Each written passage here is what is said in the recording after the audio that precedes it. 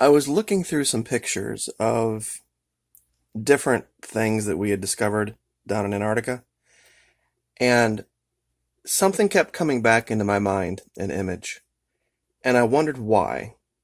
And now I think I know what the big secret is they're hiding down in Antarctica. It's not a thing, and it's not a place. What they're hiding is an event. And you need to see a lot of different things from a lot of different perspectives to understand what happened down there and the frightening ramifications of it. Now, of course, what you're looking at here is one of the figures from Pompeii, something that happened so fast and so suddenly that we have been able to go back, and long after the bodies had decayed and rotted away, we could pour in plaster into the molds and see what these people were doing. And what was uncovered is that people were just going about their normal everyday lives. It wasn't a whole bunch of people running in terror. It happened that fast. It was over in a blink. And people were frozen literally in time.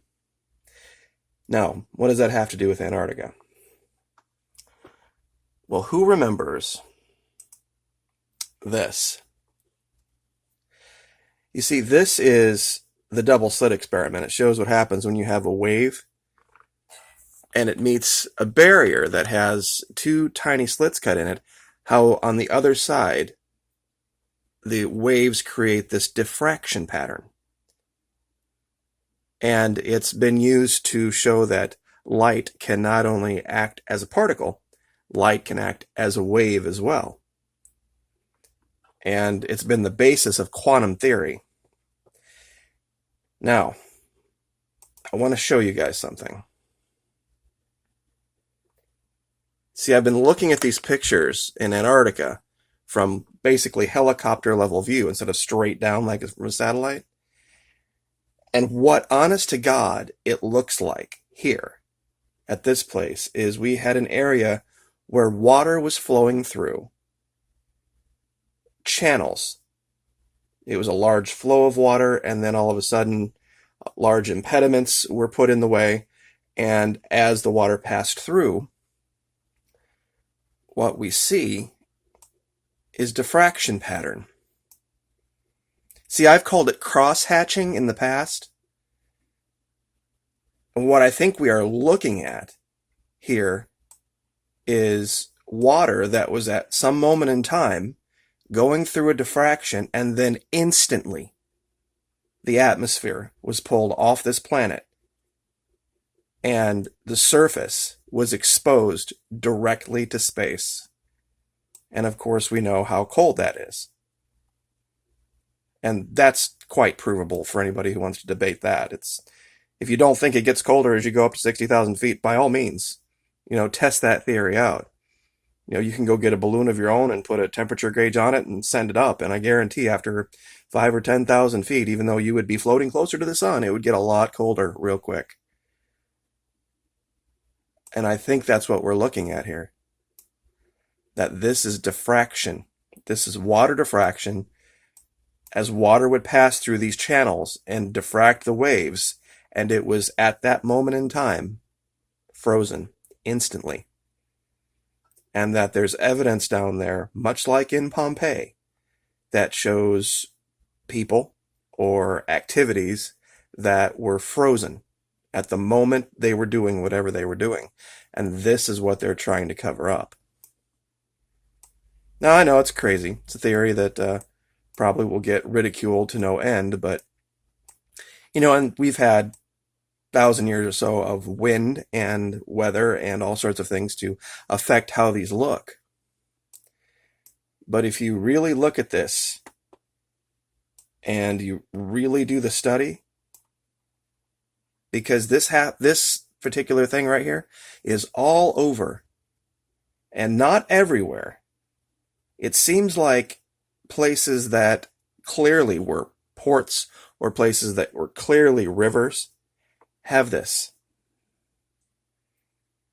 And we see this in flowing water today. You can do this for yourself. It's not a hard experiment to do at home.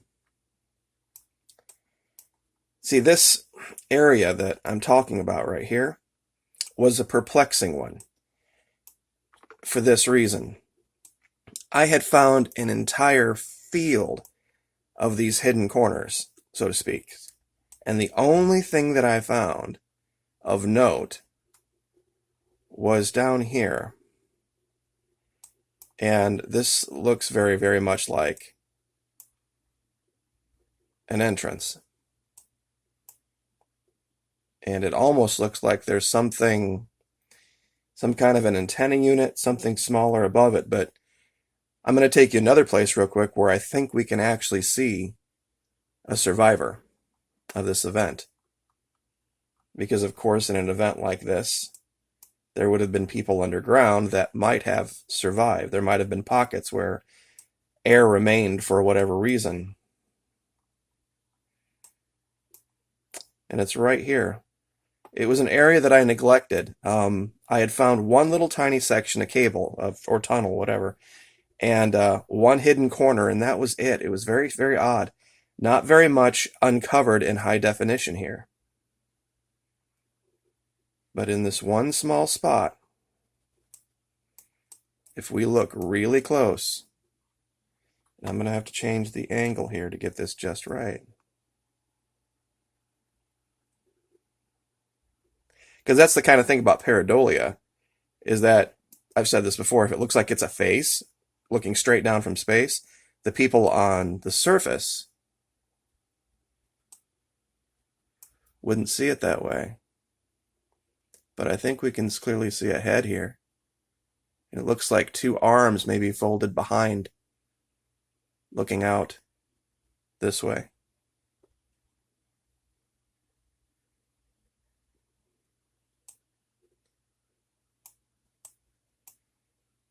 It's just a very strange, out of place event in the snow here. And one thing that I did to kind of do a control, I went up to Greenland, and you would think an ice-covered continent on the north side of a ball would pretty much you would see the same types of things as an ice-covered continent on the south side of a ball. The two areas are equidistant to the sun. So you would think you would see at least some level of things being alike. Congruence, I guess would be the word. And it's a very different place. The North Pole, the ice there, the way the landscape is there, is an entirely different world. You'd think you're on another planet. So clearly something very, very different happened here. But this is exactly what I think this is. And of course, I'll put the coordinates down in the description. But it's the only thing I could find there other than, of course, this evidence of a tunneling system here. And this is a very small section that was very, very faint. In fact, you can barely see it at all in these pictures. Let's see if I can find a more pronounced section. It's almost impossible to see. It's right here.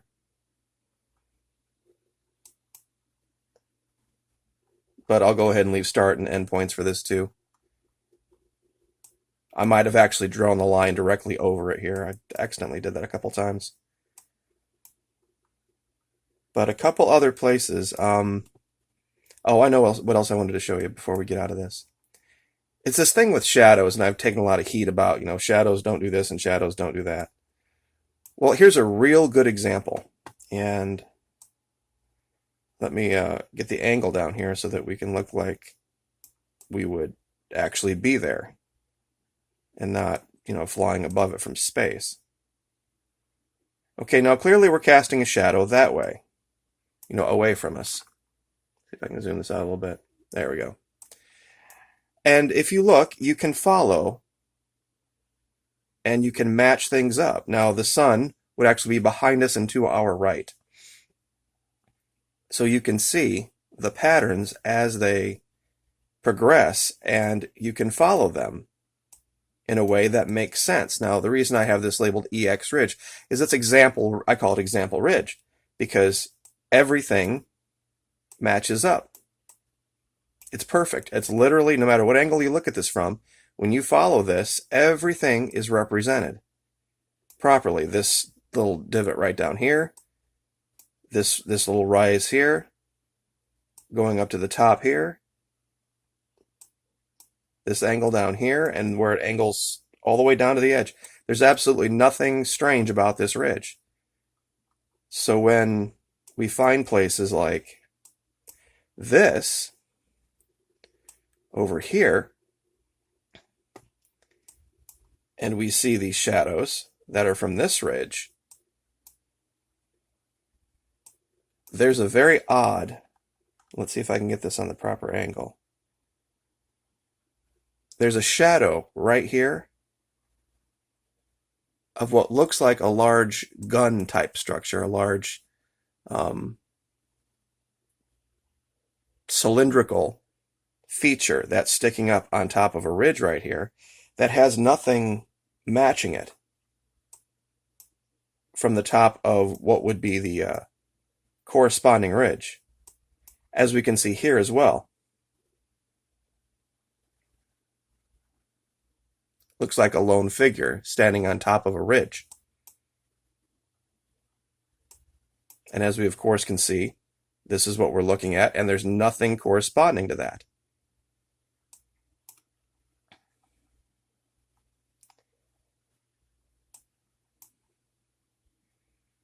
And down here, we see a couple of things like that as well. Here, of course, we see the sun behind us, and we can follow this ridge up, and all of a sudden here, this domes up on the top, as if there's some structure here that's been scrubbed out. And down here, on this lower part of the ridge, where this should be flat, we see a smaller dome as well. So this is just sloppy scrub work. This is just where somebody went in, took something out, and forgot, oh my gosh, I have to actually cover the shadows too. Because that's the allegation people have made with these, quote unquote, what I describe as hidden corners, that they're just mistakes, that people have just been sloppy. And I agree, maybe that's the case, but they were sloppy in their attempt to hide something.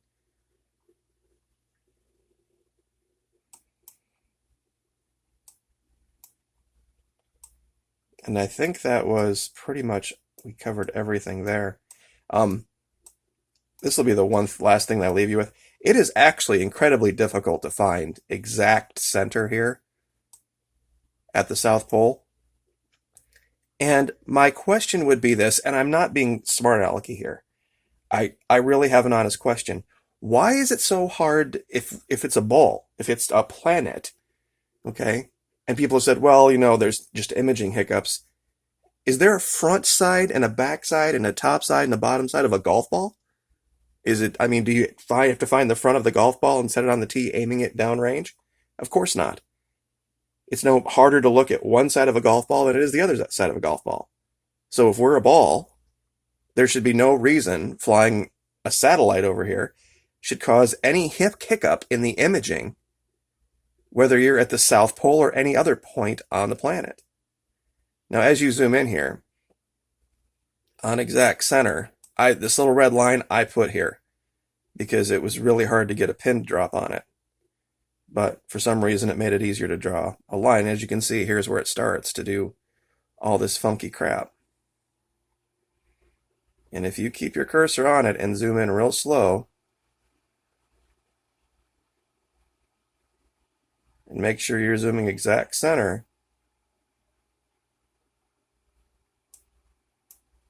all of a sudden, the lights go out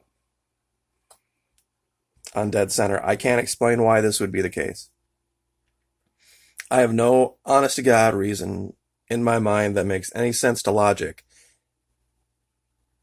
as to why we can perfectly image the North Pole. But for some reason down here, dead center, we cannot get any kind of reasonable imagery. And there's all sorts of excuses why.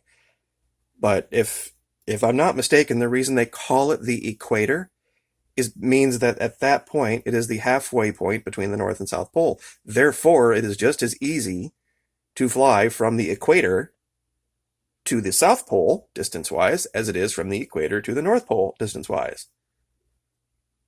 I hate to give the flat earthers all of this ammunition, but there's a couple of points here I think that need to be made, and that's one of them.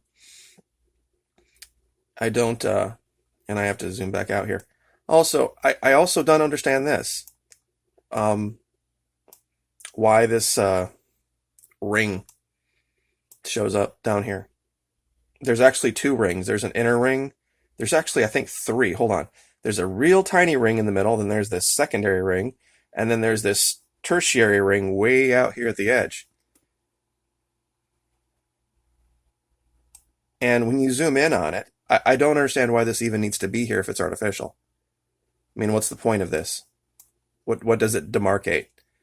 And you can click all of the different layers in, the borders, the labels, the ocean, the everything. It doesn't come up as anything. It's not marked as, at this point, you will run into the firmament, It doesn't say that, but nevertheless, it exists in their imagery. And I guess I would just I'm scratching my head at the purpose of it. Because why some random distance out do they decide they need to put that? And then, of course, in some places, way out here, they do it even farther out. So, I mean, if they really wanted to shoot down the flat earthers, they're doing a really, really, really bad job of it. In fact, they're pretty much making their argument for them. Given that, I mean, and I'll zoom out here, you can see all of the things that I've found down here, and virtually nothing at the North Pole. Even with Greenland. I've found almost exactly nothing up there. All of these cable structures, these tunnel structures, all of these hidden corners, non-existent. And I searched the whole friggin' continent of Greenland to find anything that remotely looked like this down here. And I didn't find anything. So I think what they're doing is they're hiding the evidence of an event, of a major event that literally froze the planet at some point instantly. And of course, at some point through volcanic activity or whatever reason, we regained an atmosphere and things warmed up in certain places. But it looks like at some point, and if anybody wants to know where we're at here, here's the part here that goes up to Argentina. And this area we were just looking at is over here. And there's these three stations. And the area that I started out was over here. And it also looks very artificial too, because we have this perfectly straight line right here that runs up to what looks like artificially created structures. And then it's here that where I found this cave that we started with, that if you just pan up,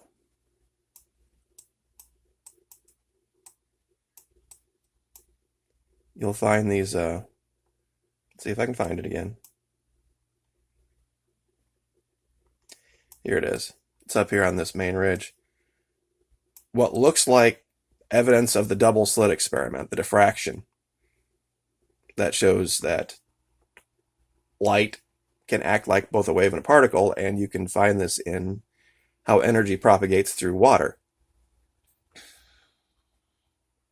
So, 20 minutes. We'll leave it there. Thank you guys so much for your support. I appreciate it. Like, share, subscribe. Special access, need to know, Wednesday. We're going to get up that video pretty quick for the Patreon guys. Thank you for your patience. I appreciate it. We'll see you next time.